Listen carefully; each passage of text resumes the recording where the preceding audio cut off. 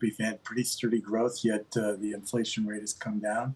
So the prospects of a soft landing have gone up. I think that's all really good and positive. What I don't understand is why you'd want to add fuel to the fire and cause financial conditions to ease substantially, which is what he provoked last week. So stocks are up quite a bit.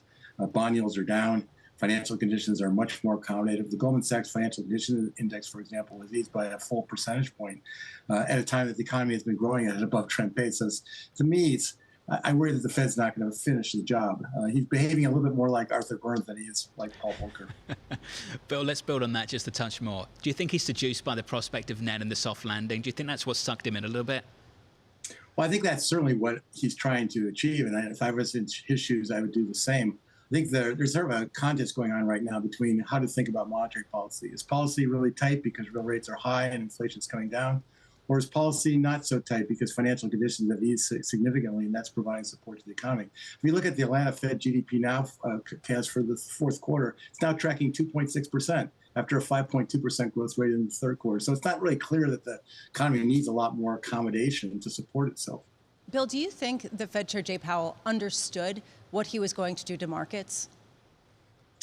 I think that I hope he understood that he was coming across with a very optimistic sort of framework for the markets to digest.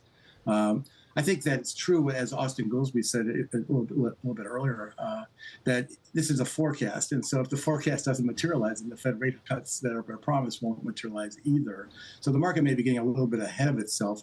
This is how Powell thinks the world is going to evolve. Powell thinks the Fed's going to be cutting rates in 2024. But it's possible that the economy could be firmer for longer, inflation could be more stubborn, and the rate cuts might not actually turn out to materialize. The reason why I ask that is because Fed Chair Powell had an opportunity to push back against the financial conditions and the easing that we have seen. He had a chance to say, this is problematic and moves counter to our goal of bringing inflation down. He didn't. And you're saying financial conditions still matter. So why do they still matter? Is it becoming inflationary or at least not necessarily restrictive in a way that's problematic for the Fed to see financial conditions easing as much as you've pointed out they have? Well, the big problem here is that if financial conditions ease a lot, that provides impetus to economic growth. If the economy grows faster, the labor market's tighter, wage inflation is higher, and then it's harder to actually achieve your 2% inflation objective. So the question is, does the economy need more fuel? Does the economy need to grow faster? I would say probably no. The labor market's already very, very tight. Wage inflation, as Powell has acknowledged, is above a level consistent with 2% inflation. So I'm not sure why you'd want to put more fuel on the fire.